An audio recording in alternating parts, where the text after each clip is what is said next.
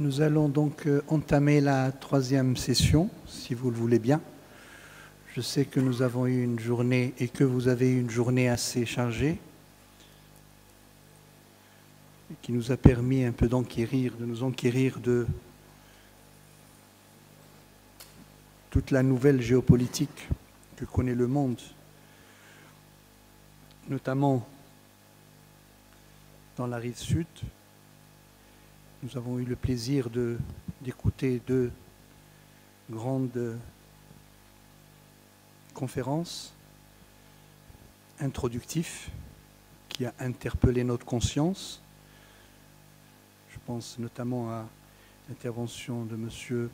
Azoulay, de M. Moratinos. Nous avons enchaîné sur des thématiques qui sont douloureuses, passionnantes et passionnées, notamment le conflit israélo-palestinien et les enjeux de celui-ci. Ensuite, la deuxième session qui a parlé surtout des cas de pays qui ont souffert, qui souffrent toujours, le cas de la Syrie, de l'Irak et de la Libye, notamment avec les conférences Escalité. Et j'ai la lourde tâche, plutôt l'heureuse tâche, j'allais dire, de modérer cette troisième session qui traitera en fait de la géopolitique du Maghreb et essentiellement de pays qui, j'allais dire, ont plus ou moins mieux négocié tous les péripéties du printemps arabe et ce qui s'est suivi. Je suis très heureux et je suis très content d'avoir été invité pour participer à ce colloque. Invitation par la Fondation Trois Cultures. J'apprécie d'autant plus le nom de la Fondation Trois Cultures parce qu'on a beaucoup parlé de guerre de civilisation. Je ne crois pas aux guerres de civilisation personnellement. Il y a une civilisation humaine et plusieurs cultures. Donc la civilisation, elle est humaine, elle est unique. Et en pensant cela, on va à l'encontre de la division que certains voudraient installer.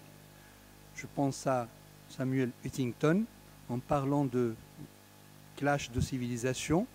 Je crois que la civilisation, elle est humaine et la civilisation est contre la barbarie et tout ce contre le terrorisme, contre l'ignorance et contre l'intolérance. Par contre, nous sommes de cultures diverses et les cultures s'accouplent pour faire avancer le monde, ce monde merveilleux que nous aimons tous et que nous devons de toute façon partager ensemble. Je disais donc que la géopolitique du monde arabe, et plus particulièrement du Maghreb méditerranéen, a été mieux négociée au Maroc et en Tunisie. Vous savez tous que l'étincelle de ce qu'on a appelé le printemps arabe, que je conteste aussi, je préfère plutôt le printemps démocratique, parce qu'il n'a pas touché que le monde arabe, il a touché au-delà du monde arabe d'autres pays, et simplement ça a été circonscrit de manière intelligente. Donc ce printemps démocratique a été négocié, l'étincelle est partie de la Tunisie, et beaucoup de pays ont payé le prix cher. Nous sommes partis d'un printemps à un hiver morose, malheureusement. Et ces deux cas, la Tunisie, qui a donné naissance à une nouvelle démocratie, une nouvelle constitution, qui évidemment n'est pas sortie totalement des incertitudes, mais qui va droit dans ses bottes pour justement démontrer que dans le monde arabe, nous pouvons avoir des expériences qui peuvent réussir après les soubresauts de ce printemps ou des années du début de troisième millénaire.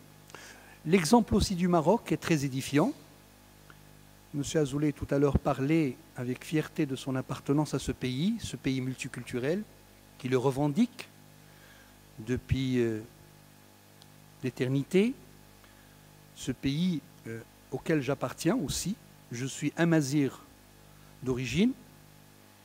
Et donc, c'est pourquoi j'ai apprécié la précision de monsieur le conseiller tout à l'heure d'avoir évoqué que dans la Constitution, on a insisté, et c'est très important, sur l'appartenance arabo-musulmane, mais aussi berbère, amazir, hassani du Sahara, et juive de la culture qui fait la richesse de ce pays. Et il n'est pas toujours facile et je voudrais qu'on le répète et qu'on le comprenne à travers les pays, mais à travers aussi les âges et les générations.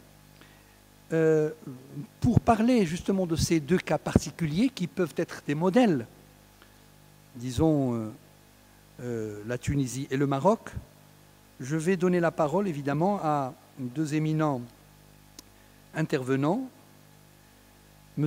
Michael Bachir Ayari, qui est analyste senior de l'International Crisis Group de Tunis depuis 2011 et qui est aussi qui possède une connaissance assez large de la politique tunisienne parce qu'il est tunisien et enrichi avec aussi son expérience de tous les jours sur le terrain. Il collabore à des médias de communication internationaux et c'est un chercheur associé qui justement travaille sur ces questions du monde arabe et du monde arabo-musulman.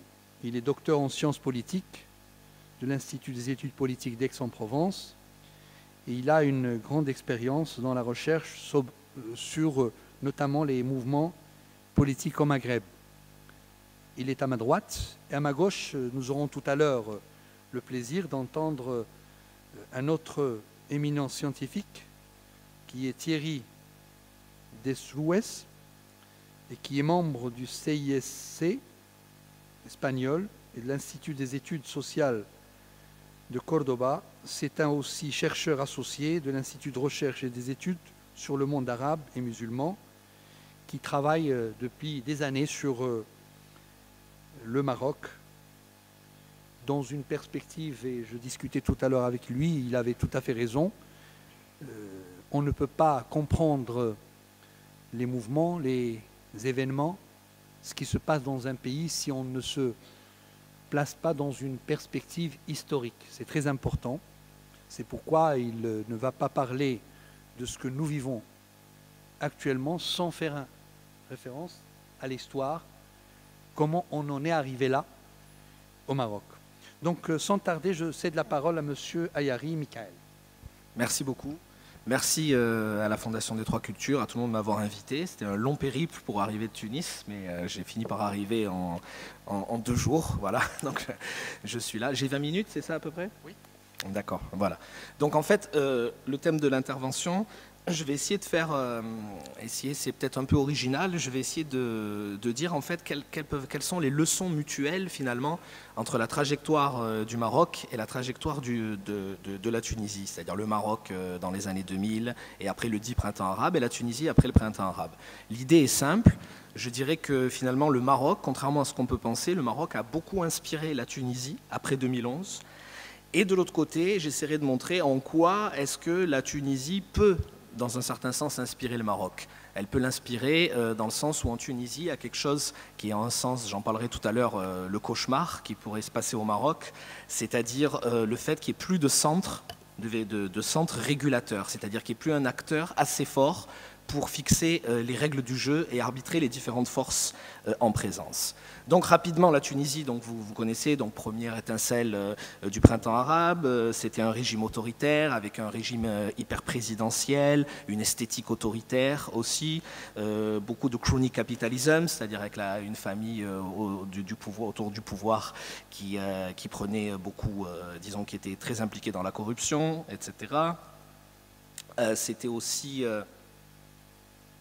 un régime basé beaucoup sur l'hypertrophie de l'appareil sécuritaire, etc. Donc ça, c'est quelque chose, avec la censure du ministère de l'Intérieur, ça c'est quelque chose qui a disparu. Il y a eu une nouvelle constitution, il y a un nouvel, qui proclame un nouvel équilibre de pouvoir, etc. Un régime beaucoup moins présidentiel, beaucoup plus parlementaire. Il y a eu des élections libres et concurrentielles.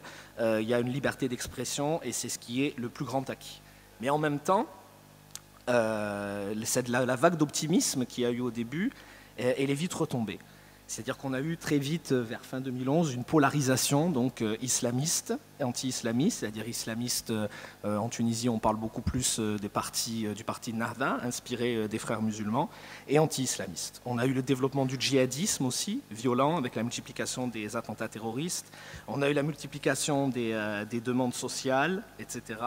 On a eu une crise d'autorité, et ça c'est le plus important, une crise d'autorité généralisée et de confiance envers les institutions, et en même temps les retombées économiques et sécuritaires de la Libye. Bon, tout ça a quand même valu un prix Nobel, c'est-à-dire le fait d'avoir réussi à mener un dialogue national en 2013 a quand même valu un prix Nobel à la Tunisie. Donc les leçons mutuelles.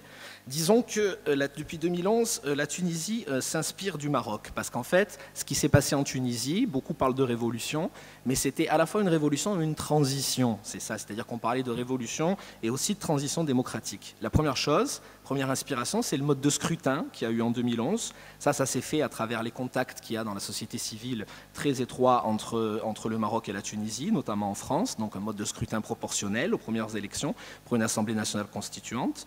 Ensuite, on a aussi beaucoup d'inspiration au niveau de la décentralisation. Le Maroc a réussi à faire pas mal de choses au niveau de la décentralisation. On a aussi une inspiration au niveau du discours anti-djihadiste important.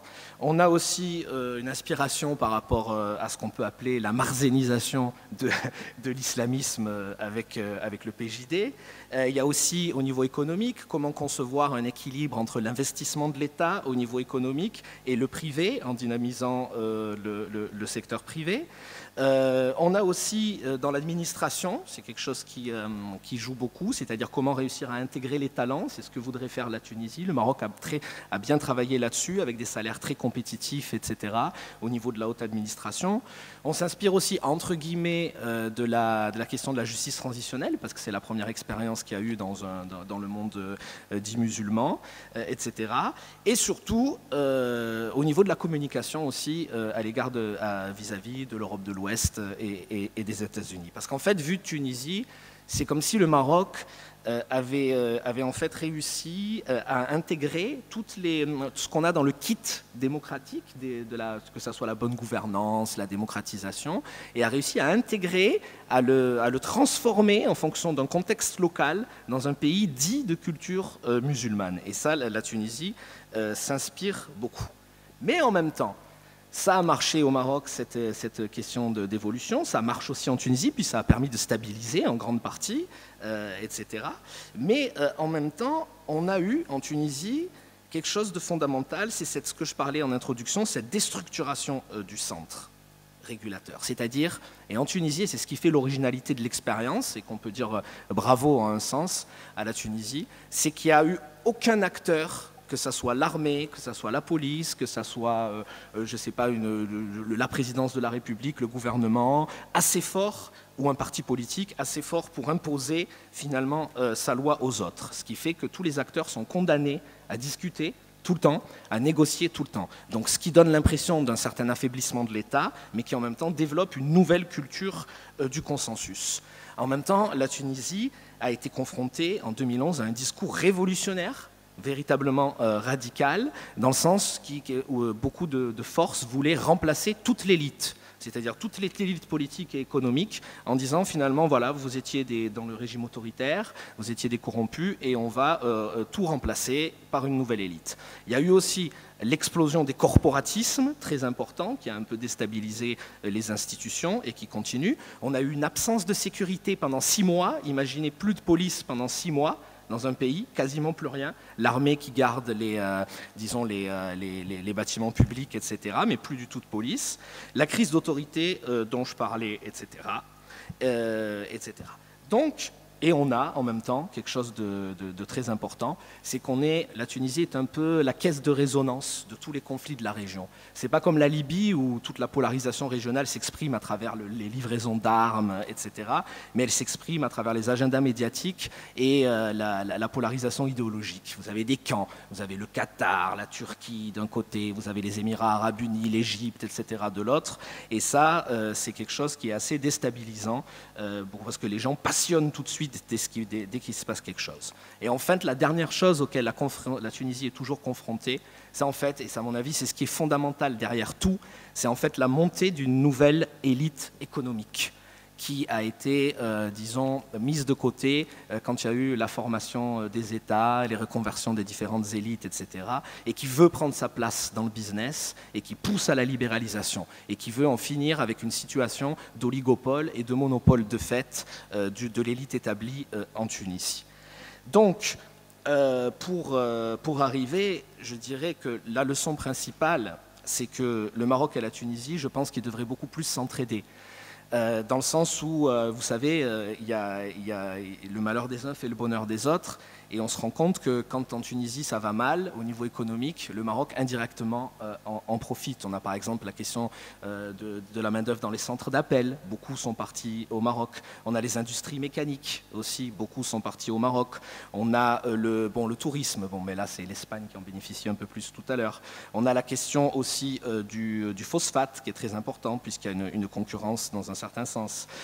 Finalement, tout ce qui a été fait dans les années 2000 au Maroc au niveau économique devrait être fait en Tunisie. Mais en même temps, le Maroc doit comprendre qu'il ne peut pas reposer absolument tout sur la force finalement de ce centre régulateur. Parce qu'il faut imaginer, ne serait-ce qu'imaginer, qu'est-ce qui peut se passer si aucun acteur n'est plus assez fort pour fixer les règles du jeu. Qu'est-ce qui peut se passer à ce moment-là? Et ça, la Tunisie l'a vécu. Et en même temps, peut-être, il y a quelque chose qui peut pousser dans cette période tourmentée dans laquelle on est, au niveau géopolitique dans la région et même, je dirais, au niveau international. C'est le fait que ces problèmes peuvent pousser justement au dialogue. Et je pense notamment que ça soit au niveau du Maghreb, entre le Maroc et l'Algérie aussi. Et la Tunisie peut jouer certainement quelque chose. Pour finir, la leçon un peu de tout ça, de cette croissance aussi des radicalismes violents et du djihadisme qu'on retrouve en Tunisie particulièrement, sur le plan idéologique du moins, c'est qu'en fait, à mon sens, la solution, c'est pas plus d'islamisation pour couper l'herbe sous le pied de ces mouvements. À mon avis, la solution, c'est de promouvoir l'unité dans un monde, dans une région qui se sent de plus en plus en proie à la division sur des bases ethniques. Et privilégier cette unité doit se faire également dans le multiculturalisme, puisque c'est une notion qui tend à disparaître malheureusement des pays démocratiques avancés sous la force des néo-nationalismes ou des populismes, comme vous voulez l'avancer. Et je pense que si on doit montrer l'exemple, ça doit se faire par une intégration économique, une intégration sécuritaire, à tout du moins le rêve d'une unité dans la diversité. Merci. Vous avez été rapide, concis, précis. Je vous remercie d'avoir établi ce diagnostic très franc sur un peu le cas de la Tunisie, l'euphorie qui a laissé place à des inquiétudes, absolument. Inquiétudes qui ont des origines endogènes et exogènes, n'est-ce pas? Mais qu'un certain nombre de défis maintenant sont essentiellement liés, comme vous dites, à la relève économique. Il faudrait absolument que toute cette expérience, pour qu'elle réussisse, il faudrait qu'elle soit accompagnée par une dynamique économique. C'est très important. Marx disait que l'économique, en dernière instance, est déterminant. Je crois qu'il avait tout à fait raison. Parce que si la croissance n'est pas au rendez-vous, on craint le pire, non seulement pour la Tunisie, mais pour tous les pays du pourtour, même des pays de la rive nord commencent à avoir des difficultés à ce niveau-là. Alors, je vais maintenant donner la parole à Monsieur Thierry. Comme j'ai dit, c'est un chercheur de l'Institut CSIS, Institut de recherche scientifique espagnol, n'est-ce pas, public, qui est aussi un chercheur associé de l'Institut de recherche des études sur le monde arabe et musulman au CNRS d'Aix-en-Provence depuis 2004 et aussi il a été membre du Centre Jacques Berg pour les sciences humaines et sociales de Rabat. Donc c'est dire que c'est un chercheur qui connaît bien cette partie du monde, le Maghreb et en l'occurrence le Maroc. Et depuis 1993, ses recherches ont porté sur la participation et la représentation politique de la société civile et du changement social dans le Maghreb en général et au Maroc en particulier. Donc je lui cède la parole pour nous parler du cas marocain. Merci, Monsieur le Président. Voy a hablar en castellano, ya que estamos en Sevilla y que trabajo para una institución española. Ante todo, agradecer a la Fundación Tres Culturas la invitación a participar en esas jornadas. Es siempre un placer estar presente con unos colegas de renombres y unos amigos de muchos años ya. En mi comunicación intentaré presentar un poco la ruta que ha tomado Marruecos en el año 2011. Intentaré explicar por qué esa senda y no otra y cuáles son las posibles implicaciones que tienen esas decisiones, esos cambios que se han producido en el año 2011 para el futuro.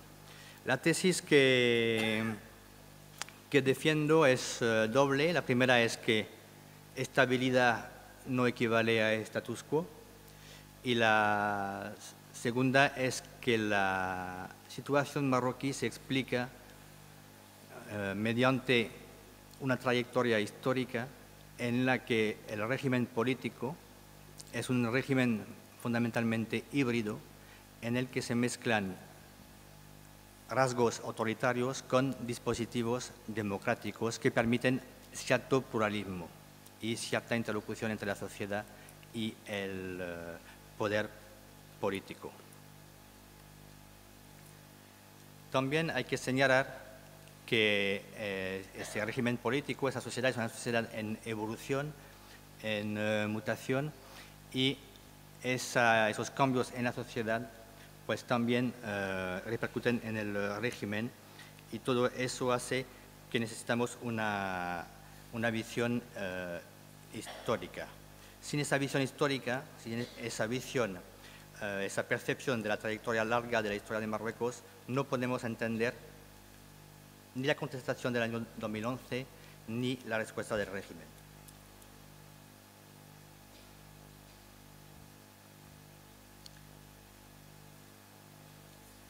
Voy a empezar por hablar de la trayectoria reciente del país.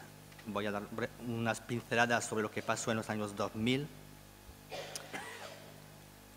partiendo de las protestas del país. Luego volveré sobre un poco la configuración híbrida del régimen político, para al final llegar al análisis del movimiento del 20 de febrero, el movimiento de la contestación en el año 2011, las reformas que se produjeron entonces y, en conclusión, si tengo tiempo, pues volveremos sobre un poco las consecuencias y la actualidad del año 2016.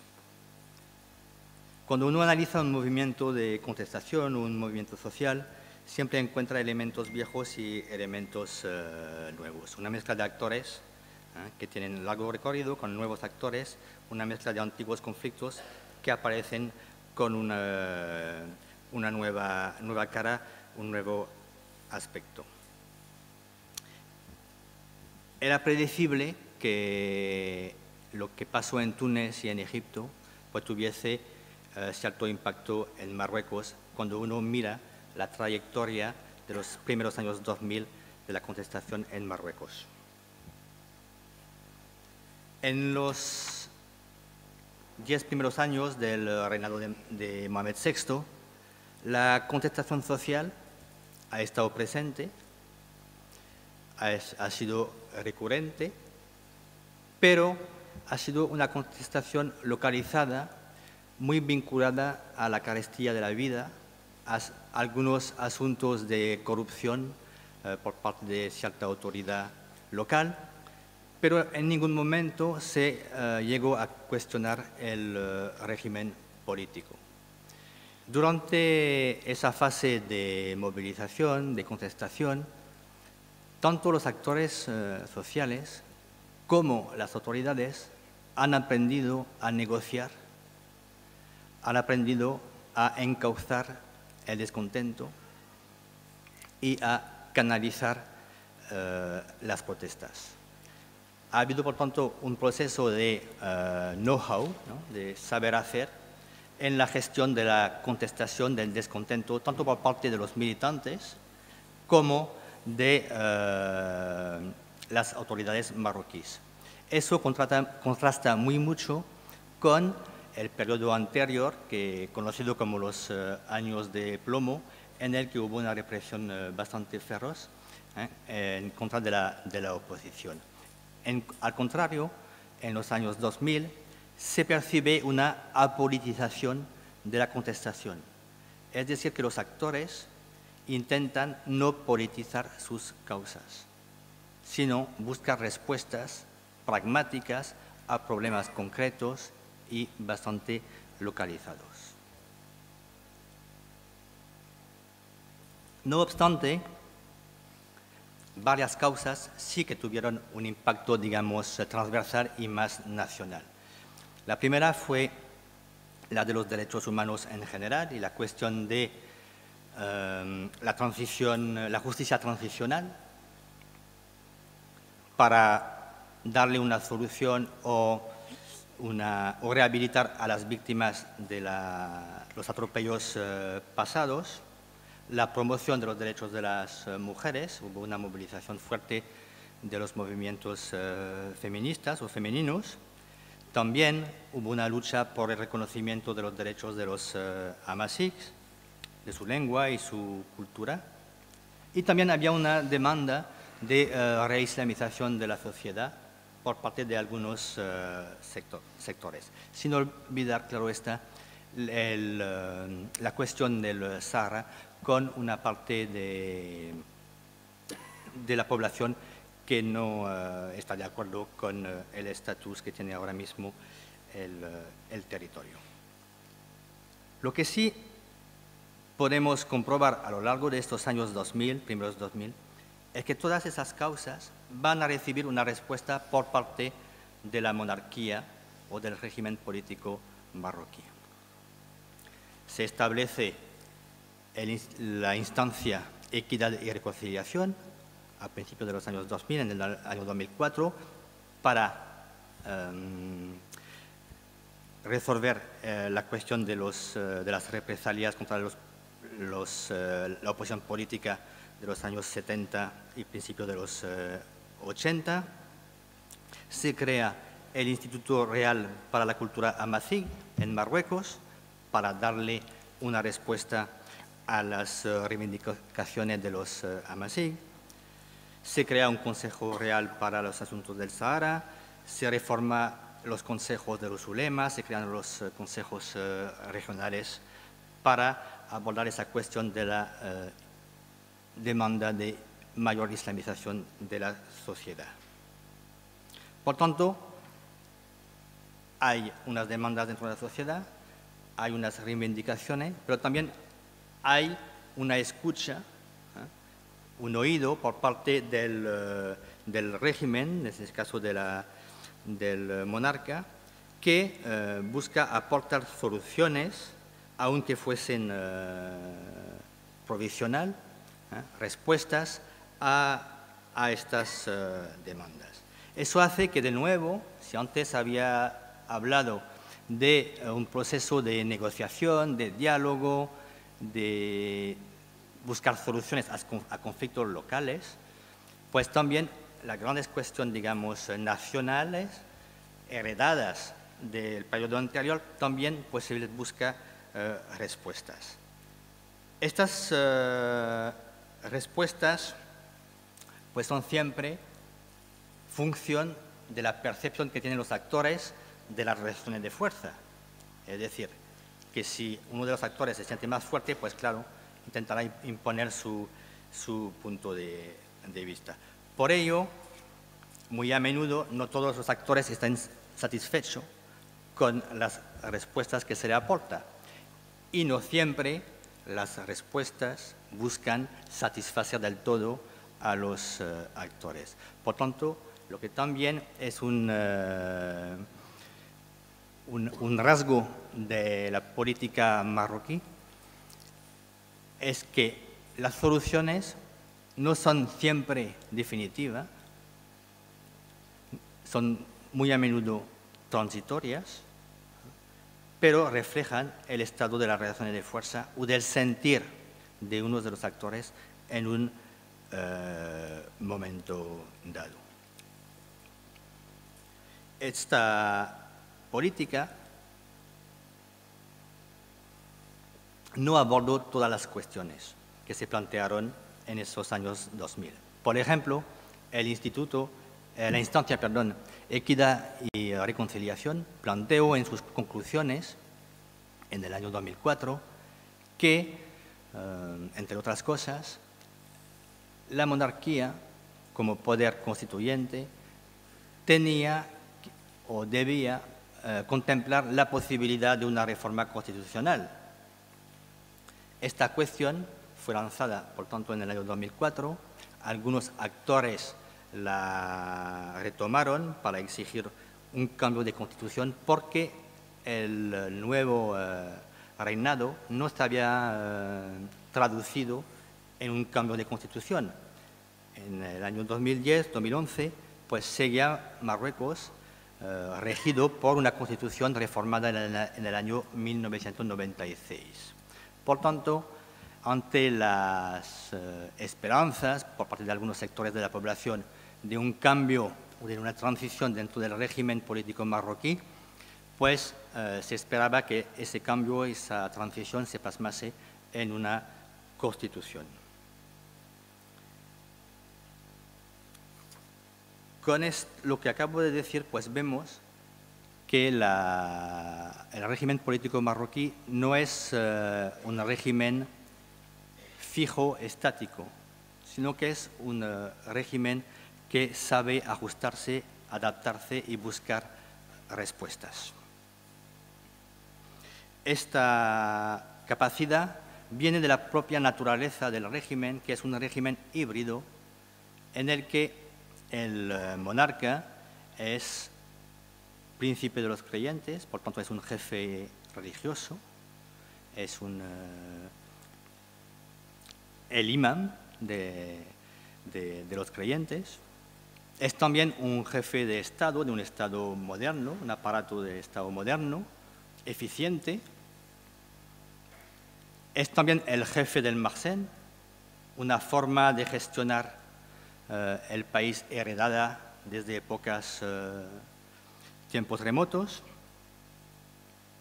y es también el impulsor, según la Constitución, de la política y del proyecto de país que es Marruecos. Pero al lado de este poder amplio existe toda una serie de dispositivos democráticos, como pueden ser el Parlamento o las regiones o los municipios. Estos dispositivos democráticos permiten que el pluralismo que existe en la sociedad marroquí, en particular el pluralismo político, pues se pueda expresar mediante las elecciones. Porque tenemos dos poderes, un poder heredado y un poder que es subordinado a ese poder heredado, pero que depende de la voluntad o la expresión de la sociedad. Esto hace que el pluralismo pues, no es una palabra vacía, sino que hay una competición entre intereses encontrados dentro del país. Y que las elecciones pues, juegan un papel importante en la medida en que establecen cuál es la relación de fuerza entre distintas tendencias en un momento dado. Uno de los problemas que tiene ese modelo híbrido es que no todas las fuerzas ni todo el pluralismo está representado en la política. Por tanto, siempre queda cierta incertidumbre sobre esa imagen que pueden proyectar las elecciones cuando pensamos en relaciones de fuerzas. El monarca es también el árbitro entre esas fuerzas y es el que es el garante, digamos, de ese pluralismo. Por tanto, eso también es algo que aleja, digamos, los riesgos de totalitarismo desde la propia sociedad. Y esa sociedad, a través de su expresión, con todos sus límites, impide o frena las posibles tentaciones totalitarias de un poder fuerte, como puede ser el poder de la monarquía marroquí. En víspera del año 2011, la cuestión constitucional pues, estaba solamente en debate entre los círculos intelectuales, básicamente de la izquierda. No era una cuestión que realmente preocupaba a los marroquíes. Sí que les preocupaba a los marroquíes en esa época la cuestión de la estabilidad, la cuestión de los derechos humanos y la cuestión de la carestía de la vida, del nivel de paro y de la pobreza.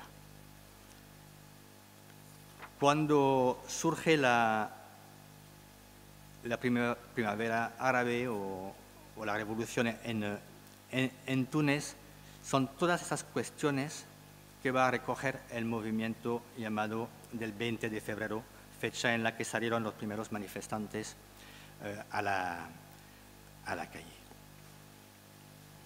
En esa agenda reivindicativa del movimiento del 20 de febrero no está la cuestión de la monarquía. Sí está la cuestión de una mayor democratización del régimen político, pero no está en las primeras reivindicaciones un cambio de régimen o una revolución de tipo tunecina.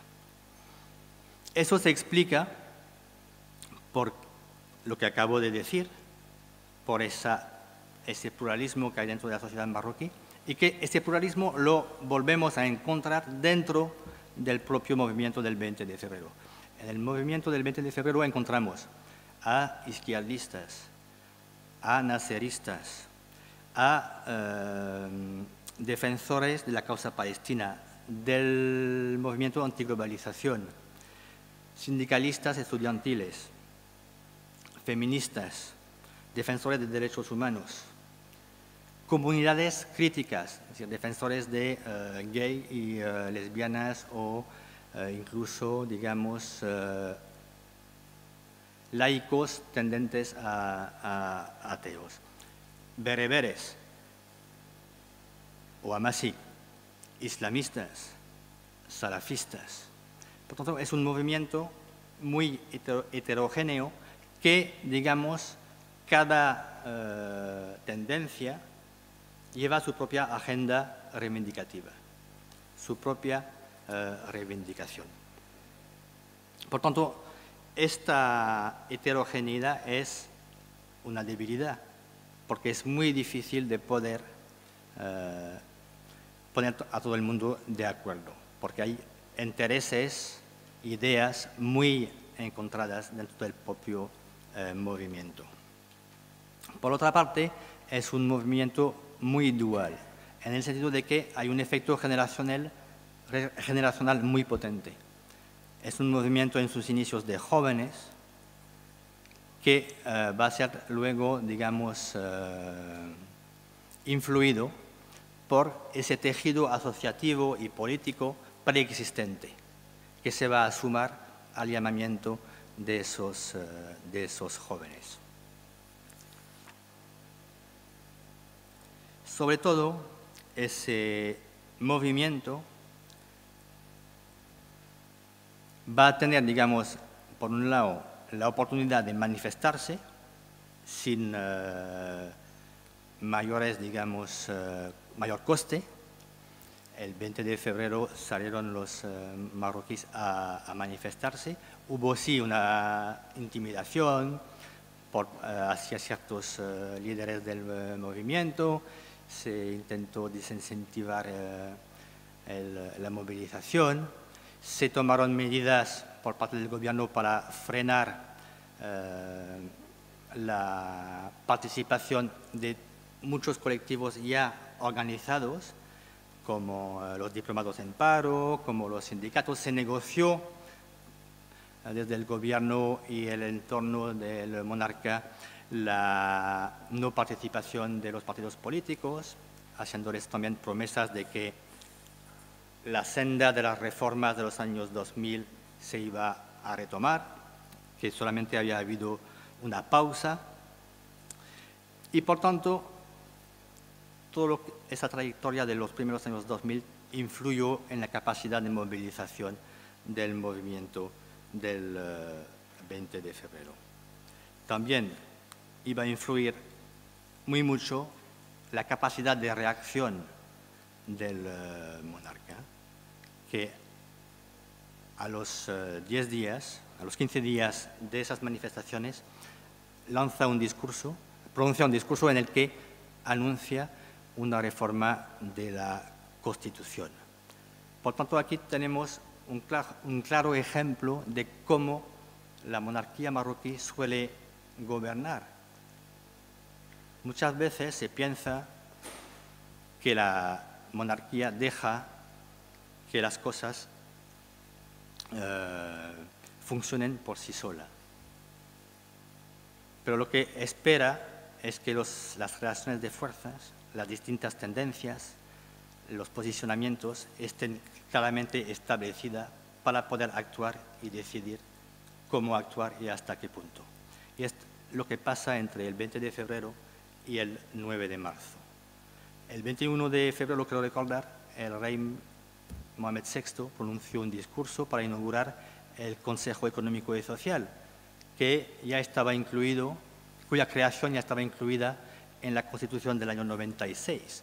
Es por eso cuando digo que algunas veces da la impresión que no actúa, ¿no? O que no actúa con la diligencia que se esperaba. Tuvo que esperar pues 15 años para que ese famoso Consejo Económico y Social, que era una de las grandes digamos, innovación de la Constitución del año 96, pues hubo que esperar 15 años. Y en esa inauguración pues no se habló del 20 de febrero.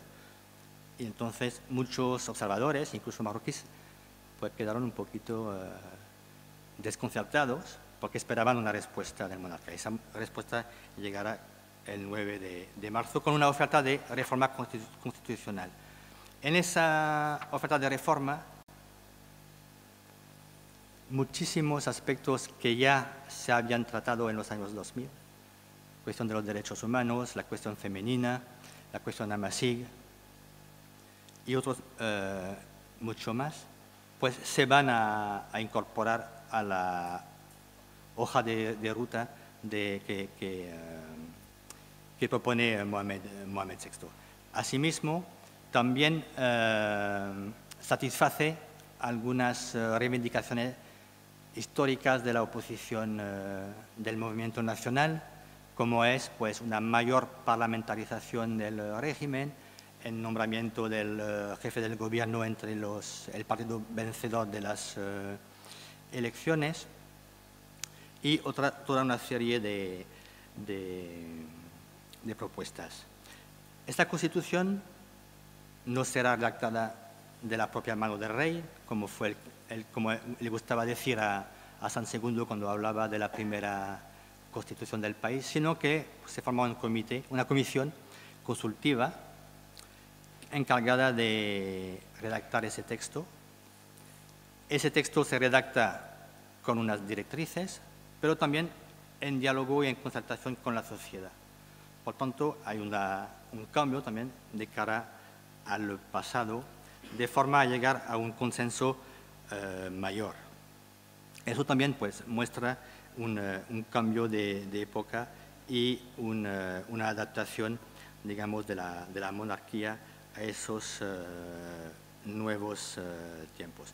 Lo que sí llama la atención es que los partidos políticos y muchas organizaciones de la sociedad civil pues fueron muy timoratas a la hora de hacer llegar sus reivindicaciones. Y, por ejemplo, un partido muy criticado, como es el Partido Autenticidad y Modernidad, que se le acusa de estar muy cercano a Palacio, pues fue uno de los partidos que más atrevido se mostró a la hora de hacer llegar sus propuestas. Y partidos que se suponía iban a ser muchísimo más, digamos, belicosos o reivindicativos, pues se quedarán muy tímidos, ¿no? También hay que señalar, además de esa oferta de reforma, lo que comenté antes, de que se dejó cierta margen de maniobra al movimiento que pudo manifestarse durante por lo menos 2 meses sin mayores problemas. No obstante, el franqueo de algunas líneas rojas que existen en la vida política marroquí por parte del movimiento iba a tensar la relación entre las autoridades y ese movimiento y a partir del mes de mayo, del 15 de mayo, se produce una mayor represión del movimiento, aunque sea una represión normalmente bastante selectiva, algo que no había ocurrido antes. Esta línea roja que se franqueó es, por un lado, la convocatoria de una sentada ante la sede de la Dirección Nacional de la Seguridad Territorial en víspera del aniversario de los atentados del año 2003, lo que fue percibido como una provocación por parte de los servicios de seguridad y además 15 días después del atentado de Marrakech.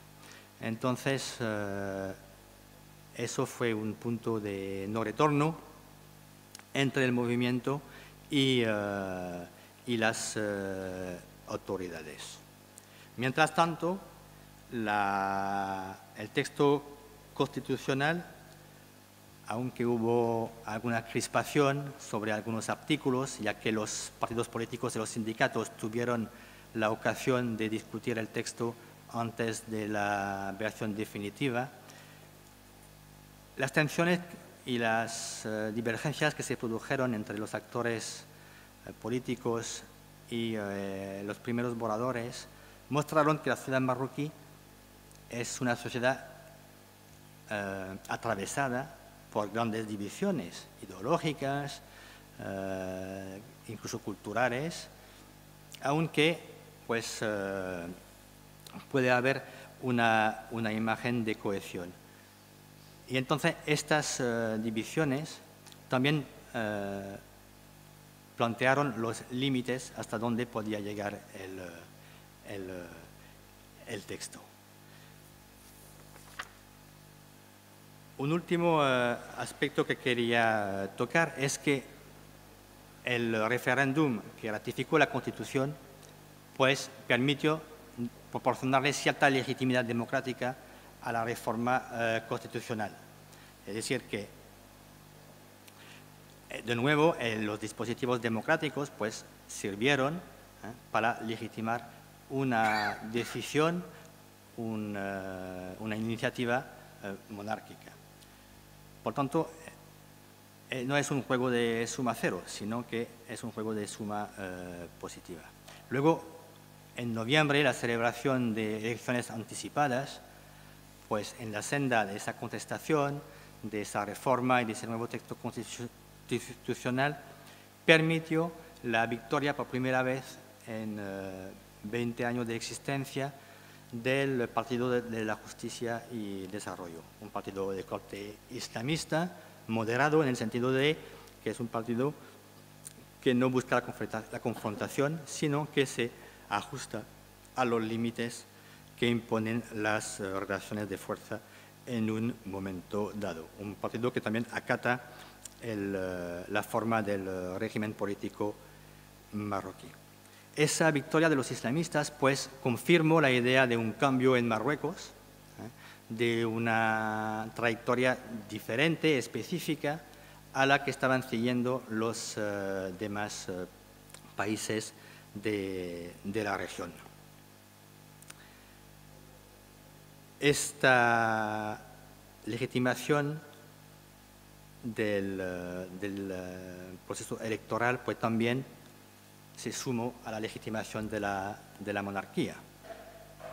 Y de allí pues esa idea de que la hibridación del régimen político al final y al cabo es una fuerza que permite a la monarquía ajustarse en función de las circunstancias, de poder también imponer ciertos límites, ciertas líneas rojas, que los demás actores de la sociedad civil o de la escena política pues, tratan de mover en función de su audiencia en dicha sociedad. Como lo dije al principio, nada es estático, todo puede estar sometido a cambio, a modificaciones en un sentido o en otro. De ahí que Marruecos se nos presenta pues, como un caso muy interesante para poder observar cómo se transforma un régimen político sin que la estabilidad del país se vea muy puesta en peligro. Los años venideros nos dirán si ese cambio, si esas modificaciones, si esas relaciones de fuerzas, si esos ajustes, si la capacidad de la monarquía sigue siendo alta a la hora de escuchar la sociedad, llevará a una mayor profundización de los procesos democráticos o si al contrario, pues asistiremos a una modernización del autoritarismo. Y me quedo aquí y muchas gracias.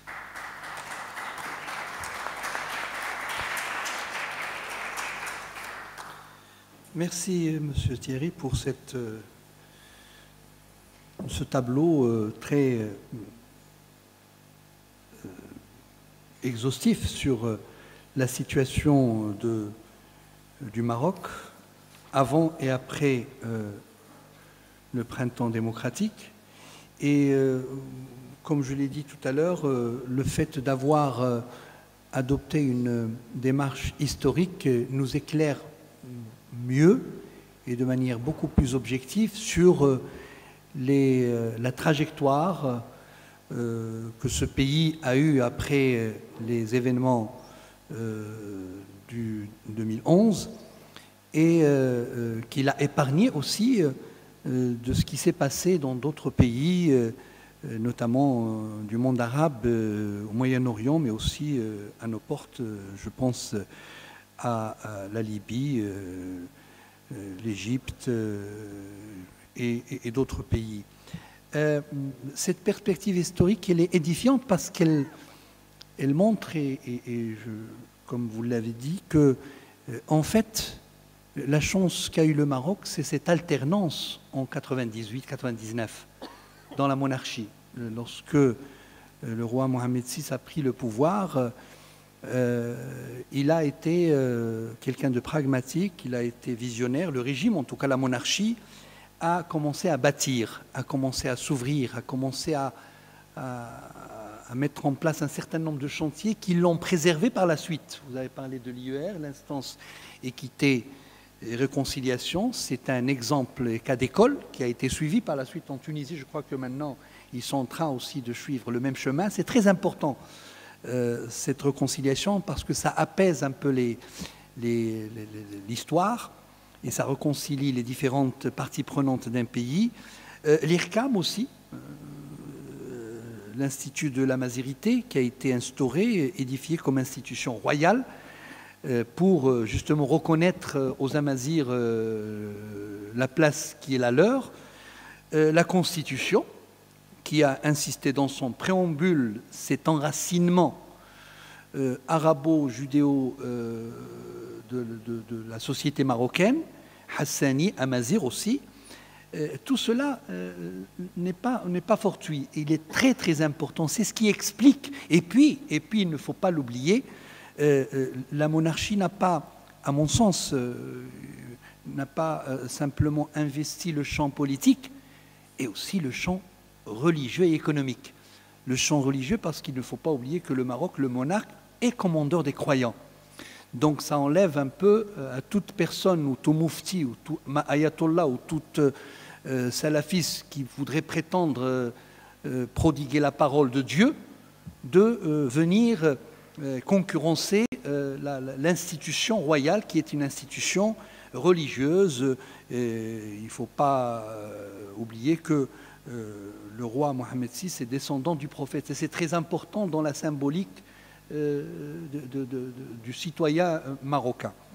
Donc tout cela, effectivement, ont constitué ce qu'on appelle des amortisseurs, finalement, à ce qui s'est passé à d'autres pays et a permis au Maroc de traverser, surtout que, et il faut le reconnaître aussi, et là, M. Thierry a insisté là-dessus, que le mouvement du 20 février, à aucun moment, n'est sorti pour remettre en cause la monarchie. On n'a pas remis en cause la monarchie, on a remis en cause la corruption, l'injustice, le féodalisme, l'exploitation, etc., etc. Mais à aucun moment, la monarchie n'a été, disons, je me rappelle que j'avais lu à l'époque, avant le 2000, le printemps démocratique, j'avais lu un article, un entretien avec Madame Christine Dor Serfati, qui est la femme du plus ancien opposant de Hassan II, Abraham Serfati,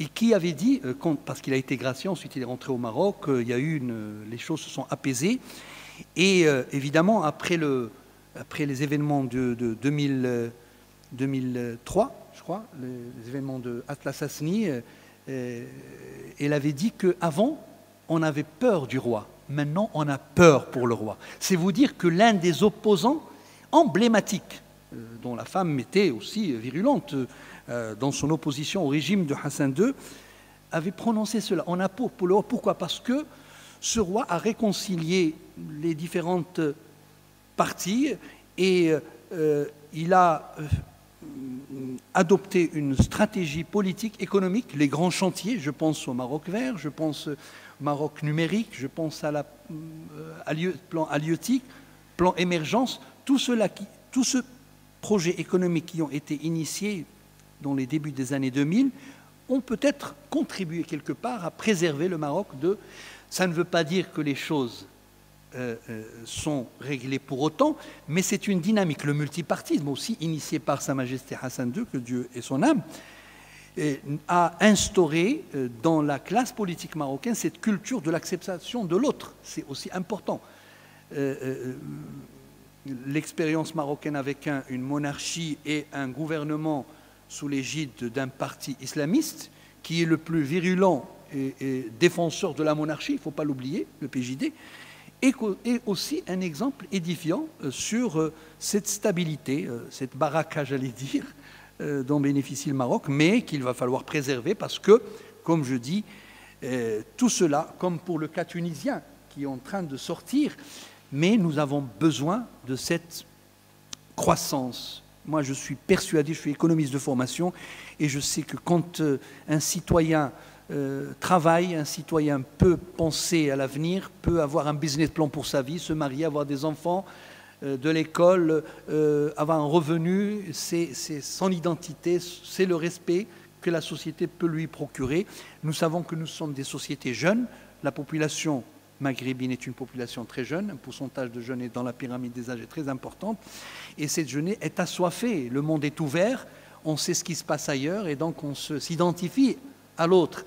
Et donc, j'espère en tout cas que les modèles économiques qui vont être adoptés par ces pays, ils sont déjà adoptés, mais qui devraient ou puissent avoir, disons, un retour sur investissement important pour pouvoir sortir et effectivement faire partie de ces pays émergents qu'on aimerait tant que ces deux pays puissent être. Voilà. Donc maintenant, on va ouvrir le débat, si vous le voulez bien, et la parole est à la salle.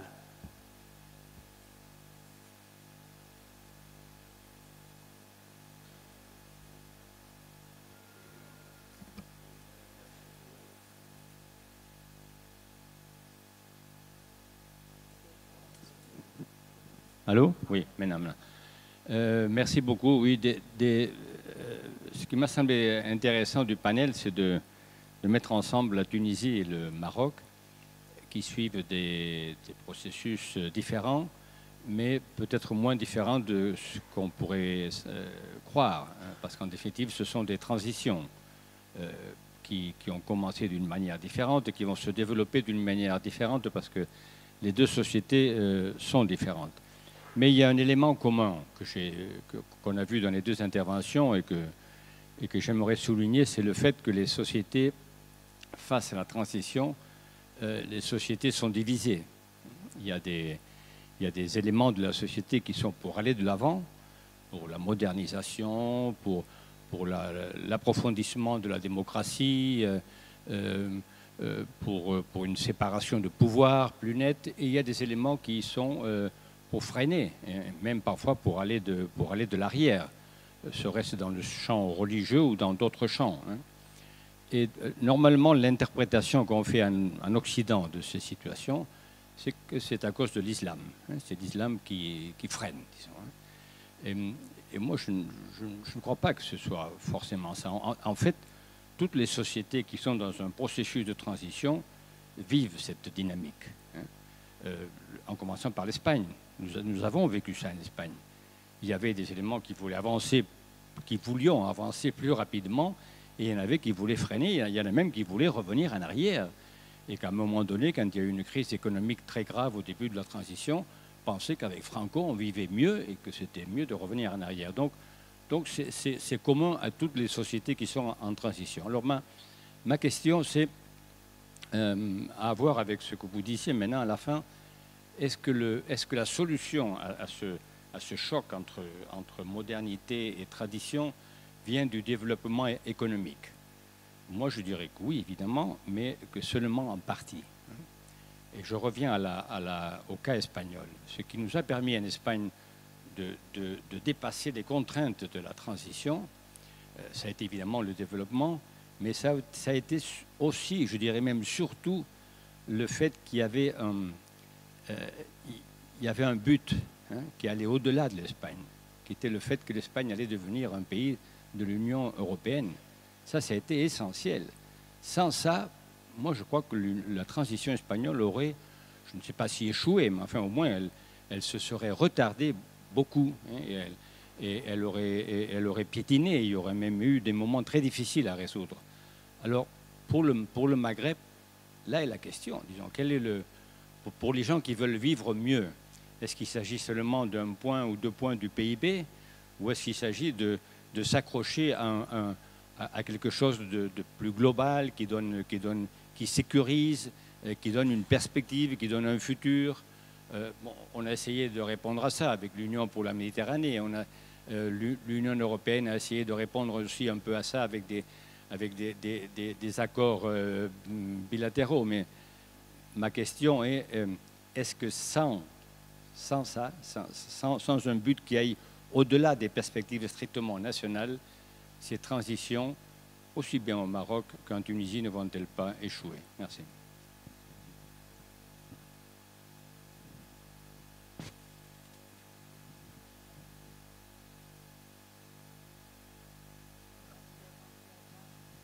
Juste une petite question. Je vous demanderais de préciser parce que les deux intervenants, de manière assez ambiguë, ont dit que le Maroc et la Tunisie c'était pareil et c'était pas pareil. Alors je voulais savoir leur point de vue sur est-ce qu'on peut vraiment dire que en Tunisie parler de transition, au Maroc oui, c'est certain. Donc j'aimerais avoir leur point de vue sur ces questions. Ma question est très concrète, c'est savoir à propos de la Tunisie, c'est savoir, ça, on a parlé beaucoup de ça, comment est possible que dans les pays où il y avait plus de liberté pour les femmes, Bourguiba, il avait donné les droits de vote des femmes avec une société de développement culturel, etc., etc.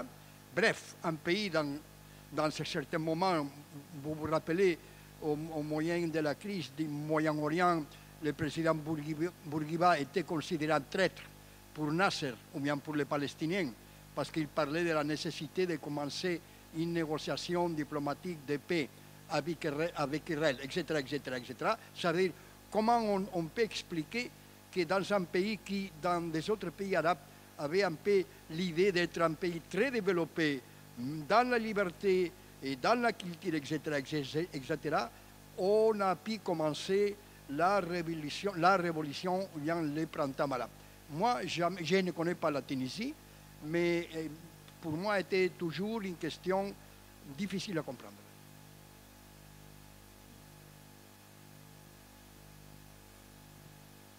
Si, il y a d'autres questions après ou ouais, Oui. D'accord, merci beaucoup. J'espère. Oui, vous avez raison, monsieur, fortement que c'est vrai que les incitations de l'Union européenne sont fondamentales et vous avez rappelé le cas de l'Espagne et c'est tout à fait vrai. Donc il y a des incitations en Tunisie. La Tunisie, parce que c'est un petit pays qui n'est pas un pays rentier et qui doit écouter aussi beaucoup certains conseils des bailleurs de fonds. Et l'Union européenne est quand même un donateur important, bon, beaucoup moins que les bailleurs de fonds multilatéraux, mais reste quand même un acteur au niveau bilatéral assez important. Maintenant, il faut voir dans quelle mesure est-ce qu'avec l'élection de Trump aux États-Unis, avec le recul en même temps de ce récit, c'est-à-dire défense des droits de l'homme, etc., tolérance, inclusivité, en fait toutes ces valeurs que partage l'Union européenne, il ne risque pas d'avoir des dangers, surtout quand on voit le cas de l'Égypte. Vous avez fortement raison. Donc je pense que les incentives, comme on dit, les motivations externes sont très importantes. Mais de l'autre côté, c'est pas la transition en Tunisie, c'est pas simplement le passage d'une esthétique autoritaire à une esthétique démocratique. C'est aussi finalement trouver des solutions concrètes à des problèmes concrets. Et les solutions concrètes, c'est en fait le dialogue et l'inclusivité. Et c'est la représentation de différents intérêts contradictoires, etc. Donc, à mon sens, il y a un ancrage démocratique qui se fait. C'est pas parce que la démocratie doit se faire, parce que c'est quelque chose qu'on nous dit, mais c'est parce qu'elle est nécessaire pour régler les conflits, exprimer les conflits de manière pacifique et non violente. Et à mon sens, on est sur cette voie-là, bien que, effectivement, on se retrouve un peu dans le même cas que l'Espagne par rapport au niveau économique, et on retrouve même le même lexique, c'est très important, avec cette histoire de consensus. Il me semble qu'on disait convivienza nacional, etc. Et l'Espagne a eu, bon, entre guillemets, je dirais pas, je sais pas si c'est une chance, mais il me semble, pour avoir lu un ou deux livres sur la question, que c'est quand on est parti que l'Espagne a réussi à dépasser cette fausse dichotomie entre ordre et liberté, entre démocratie et sécurité, grâce en fait au fait que tous les acteurs se soient rendus compte que le plus important c'était de préserver la paix civile, qu'en fait il y a quelque chose qui a pu être dépassé. Et hélas en Tunisie on n'a pas encore dépassé ça. On est toujours dans le conflit entre ordre et liberté. Ah, la démocratie, ça donne le terrorisme, ah, ça donne l'anarchie, ah, ça donne tout ça, et regardez finalement l'autoritarisme, c'était l'ordre, etc. Donc ça, à mon avis, c'est le plus grand défi. Au niveau de la différence entre la Tunisie et le Maroc, oui, ben, c'est clair que c'est totalement différent. Donc c'est pour ça, c'est dans ce sens-là que j'essayais de le présenter. J'essayais d'être le plus objectif possible, pas simplement faire qu'un seul discours en disant bravo, le Maroc, etc. C'est un exemple pour la Tunisie. Je voulais dire les deux, sachant que la Tunisie a été confrontée à des choses terribles, en fait, et imaginons, est-ce que le Maroc s'est préparé à ces choses-là? Espérons qu'elles n'arrivent pas, mais elles pourraient peut-être arriver. Je dirais qu'en Tunisie, il y a eu un changement de régime de manière brutale qui a posé des questions, qui a sorti tous les démons. Tous les démons sont arrivés au milieu. Et à mon avis, le Maroc n'a pas vécu ça. Et ça, c'était un peu l'esprit derrière, en fait, derrière mon intervention, même si je suis pas rentré dans les détails. Par rapport à Bourguiba et les femmes et le discours de Jéricho de 65, c'est-à-dire la reconnaissance, etc., à demi-mot de l'État d'Israël, etc. Je dirais, dans votre question, il y a quelque chose d'intéressant, c'est-à-dire comment expliquer que ce pays qui est si progressiste, etc., avec une population, avec un faible taux d'analphabétisme, qui a été présenté comme un exemple, finalement a connu cette explosion soudaine, etc. Alors, à mon avis, c'est important parce que, vous savez, les sociologues expliquent les révolutions, entre guillemets, en dehors des marxistes et des grands, mais je dirais ceux qui appartiennent plus à l'école académique, etc., disent souvent, c'est pas la misère, en fait, qui crée les problèmes, c'est la frustration relative.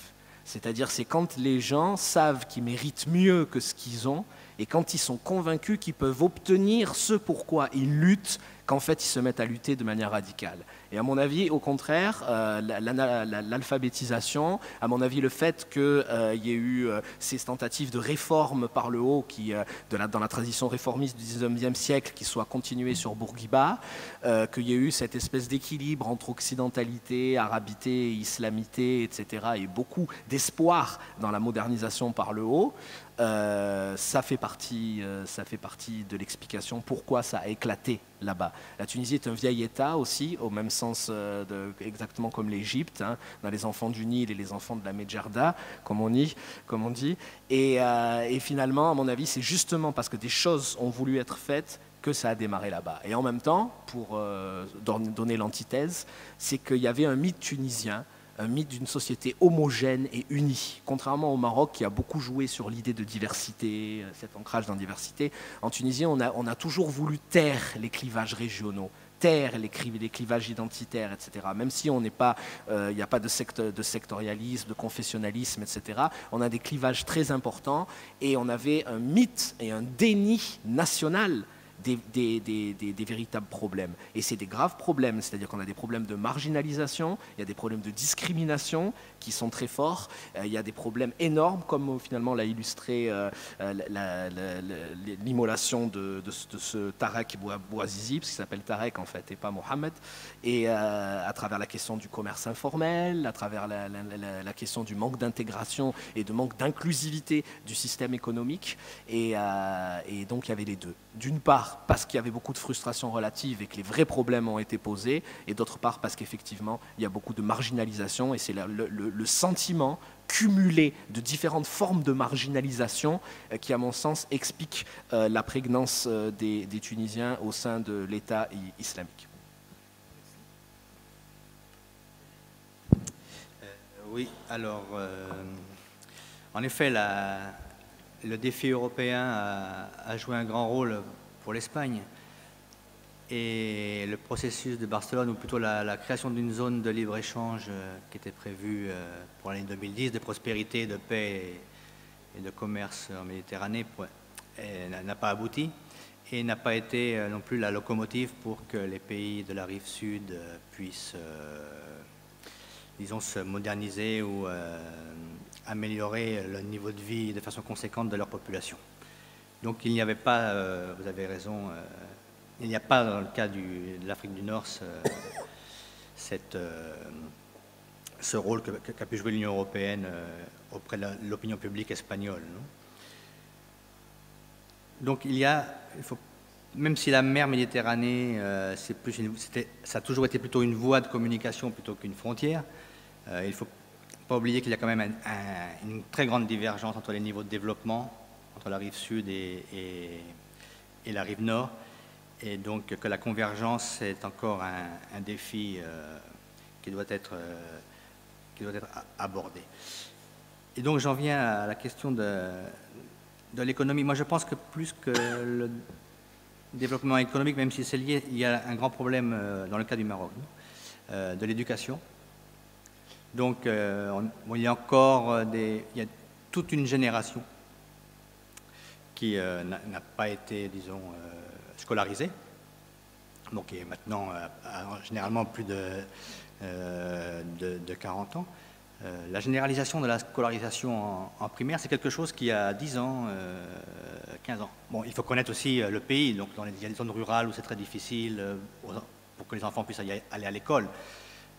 Il n'y a pas seulement des déficits au niveau de la politique scolaire, il y a aussi tout un pays qui est aussi compliqué, donc, dont il faut tenir compte. Mais il y a deux problèmes. Le problème, c'est l'éducation, que les jeunes d'aujourd'hui puissent atteindre le secondaire, en particulier dans le monde rural et chez les filles. Et ensuite, il y a le problème de l'éducation supérieure qui fabrique des diplômés chômeurs. Donc il y a toute une réforme, il y a un chantier de réforme depuis, qui est mené, je pense, par le conseiller Omar Aziman. Et donc il y a tout un processus et un projet de réforme, après d'anciennes réformes qui, me semble-t-il, n'ont pas abouti ou n'ont pas donné les résultats espérés. Et je pense que c'est la clé au Maroc, ça va être dans les prochaines années, ça va être l'éducation, hein, que les jeunes au Maroc reçoivent une éducation qui est une valeur sur le marché du travail. Ensuite, en ce qui concerne le Maroc et la Tunisie, pour moi, ça n'a rien à voir. Ce sont deux pays totalement différents, avec des complexités aussi très différentes. Bourguiba, sa relation, que je sache, avec le reste du monde arabe, c'était en fait parce qu'il avait opté pour la tunisianité, non ? Pour construire cette nation et cet État qui est très compact sur le littoral, même si à l'intérieur il y a de grosses divergences, et puis il y a aussi un problème sud-nord. Mais le Maroc, c'est un pays composite. On sort de Rabat et on est en pays berbère. On est à Tanger, on nous parle de la ville internationale. On est à Tétouan, on est dans une ville andalouse. On est à Essaouira, donc on a ou à Meknès le patrimoine juif. Donc c'est très, très complexe. Et c'est pour ça d'ailleurs on retrouve ça dans la revendication amazighe, par exemple, où les Amazighs en Algérie demandent la séparation, hein, les Kabyles, disons. C'est un régionalisme, alors que les Amazighs au Maroc sont plutôt à faveur d'une amazigité partagée, c'est-à-dire tous les Marocains sont des Amazighs, donc tous les Marocains devraient, dans un futur plus ou moins lointain, être aussi berbérophones, comme ils peuvent être arabophones.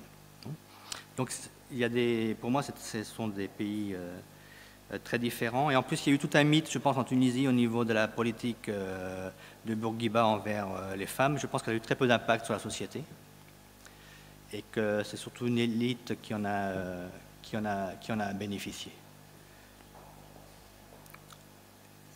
Par ailleurs, je dois dire qu'au Maroc, il y a quelque chose qui est commun, même chez l'opposition la plus radicale qu'on peut trouver au Maroc, que ce soit chez les islamistes de justice et spiritualité, ou chez les républicains de gauche, c'est la stabilité.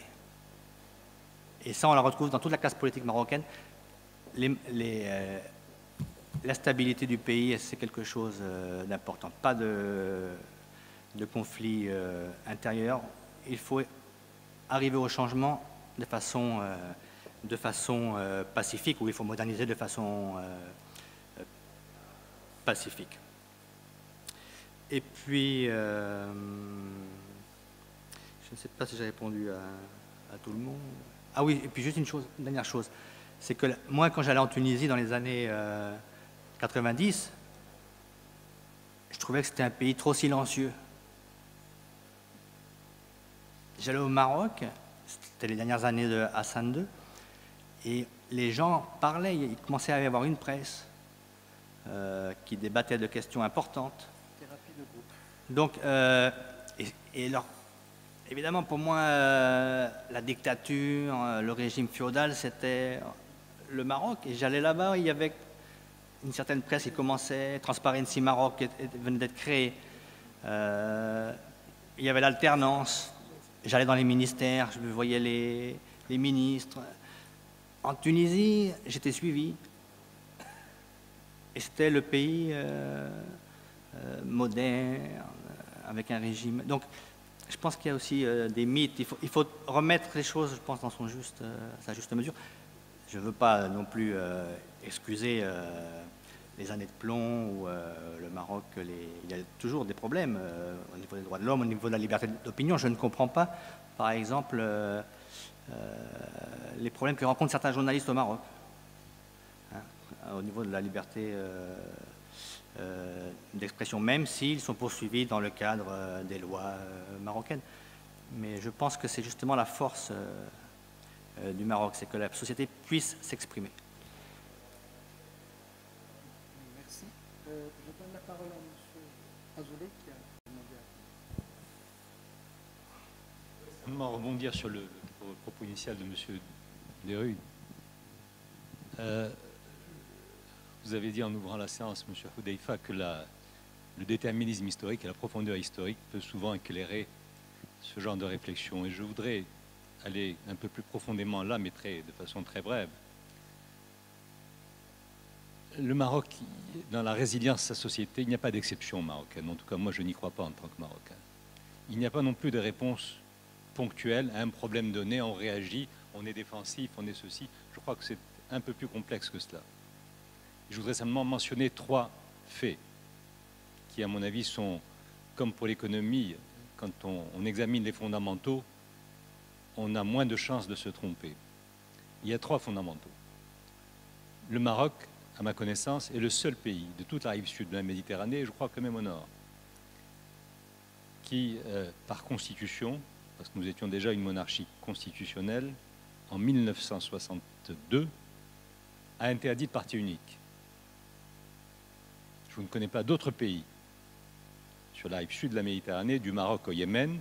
Le Yémen n'est pas Méditerranée, mais enfin dans tout cet arc de nations, où ce genre de décision a été prise, et à un moment, 62, où il n'y avait pas de salut en dehors du parti unique. C'était le Bandung, le nasserisme, le tiers-mondisme, tout ce que l'on veut.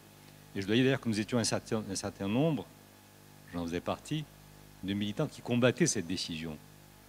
Mais qui peut imaginer que le Maroc d'aujourd'hui serait ce qu'il est si, il y a 60 ans, nous n'avions pas interdit le parti unique?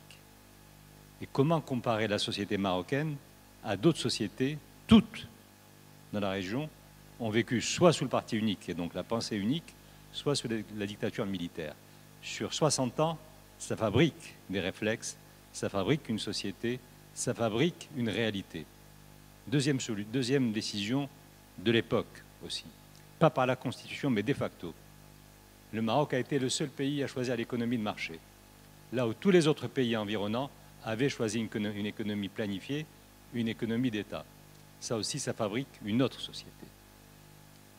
Troisième décision, pas constitutionnelle, mais de facto, le Maroc, au même moment, a choisi de fonder sa diplomatie et ses relations internationales sur des alliances à l'ouest, là où tous les autres avaient choisi à l'époque, l'Union soviétique de l'époque, la Chine de l'époque, Cuba de l'époque, et tout cet environnement qui fabriquait d'autres sociétés.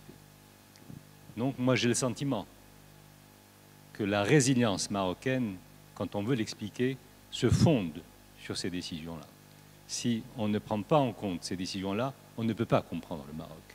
Et on ne peut pas non plus comprendre cette société ou la mettre en comparaison avec d'autres sociétés, arabo-musulmanes, amazirs éventuellement, juives éventuellement. Ça ne suffit pas pour faire des clones les uns des autres. Il y a des communalités de situations, mais il y a des réalités structurelles fondamentales qui ont fabriqué des sociétés qui sont fondamentalement différentes sur ce plan-là. Et je crois que la vraie réponse à la résilience marocaine, Elle n'est ni dans le miracle, ni dans la réaction opportuniste par rapport à telle ou telle réponse, à telle ou telle situation.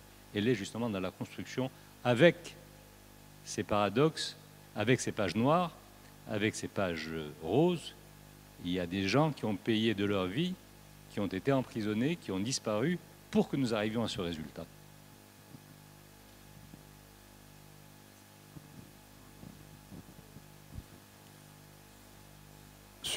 Oui. Peut-être une dernière question. Allez-y. Sure, I'll keep it short, guys. So throughout the whole North African and Middle Eastern region, the emergence of ISIS has changed the discourse. Maybe you could talk about how jihadi discourse in Tunisia and Morocco, be it Ansar Sharia in Tunisia or the range of Islamist and jihadi groups in Morocco, have changed their tune. How are they reacting? How is AQIM reacting? Just give us a little word picture of what's going on in the jihadi milieu. Thank you.